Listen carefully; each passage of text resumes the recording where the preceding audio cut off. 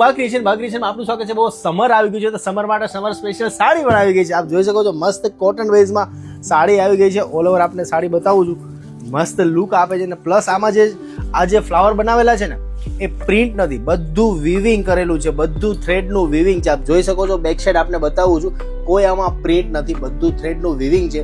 એક number look આપે છે, સિમ્પલ અને રીચ લુક જોઈને તો આ બેસ્ટ વસ્તુ છે। આપ જોઈ શકો છો બધા કલરના ઓપન કરીને બતાવું છું।